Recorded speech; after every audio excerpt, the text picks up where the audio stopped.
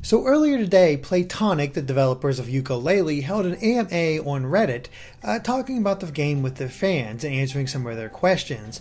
Now, some were about their previous works and some were about the game itself, mainly stuff that we've already covered, but there were a few details in here that I thought was worth pointing out. I'm not sure if we'll do a discussion on this fully because there's not a whole lot of information here, especially since we've done our own 50-minute interview with them, but I thought a couple of these were pretty cool to answer. So one of them is, once again, they repeated the fact, Steve Males, that their original idea was a tiger as the main protagonist. And he thought it was great looking, but it never really got past the sketch phase because they would look too much like a hero. Again, he answered that in our interview. However, one of the concepts I don't believe he ever mentioned was that they tried out to have a witch and a broom with eyes at one point as their main character, which I think is a cool little detail and just adds to like the whole fun aspect they're having and how they're really just stick googly eyes on everything. So that's pretty cool. Plus it would have been kind of interesting having Gruntilda as the hero. Not really Gruntilda, but that same sort of thing, which is just kind of amusing. Apparently one of the other things that have been discussed pretty hotly in the Playtonic forums is whether or not the game will use blob or dynamic shadows. Mainly because the blob underneath the characters helps with being able to platform and whatnot.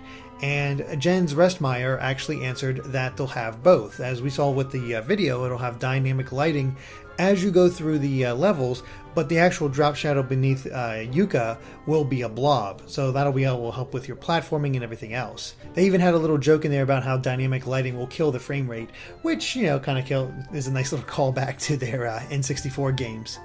Another question they were asked was about how they're charging $15 for the basic game. So the person asking was questioning whether or not the game will be smaller than Banjo-Kazooie because of that price point, or if they can expect something as big as it, or maybe something in the middle, especially because $15 seems so cheap. And Gavin Price actually answered this by saying that $15 is actually the special Kickstarter price. The aim seems to be, since they've gotten so much support for the game, is to have Yooka-Laylee be even bigger than Banjo-Kazooie, which is kind of amazing and even makes that $15 price point even more of a steal than it already was, or already seemed to be at least. I haven't actually supported the game yet. I might actually have to do that now that I realize that, because I'm kind of curious what the actual main price is going to be at this point. They were also asked a question about what they thought of how Retro Studios has been handling the Donkey Kong Country games. And Mark Stevenson complimented them, basically saying they thought they really did capture the spirit of the originals, though they kind of wish that there were more Kremlings in the game now, which, so that's a kind of a cool little thing. It'd be nice to see Retro use the Kremlings, but we'll see what happens.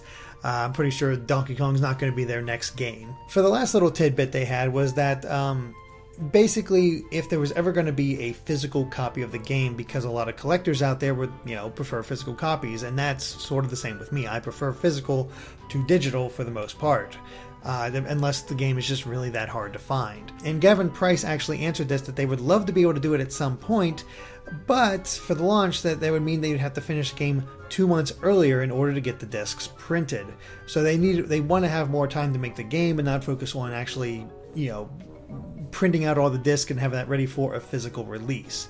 So maybe it might come in the future, but at the time of release, it'll only be digital because they want to have as much time working on the game as possible, which I think is a worthy goal. But that's only what we've pulled out from the Reddit AMA. There's a ton in there that, you know, about their past, their time working with Rare, some of their other games. It's a lot of good stuff in there that is well worth checking out. But that's what we pulled out that was probably the most interesting stuff for us.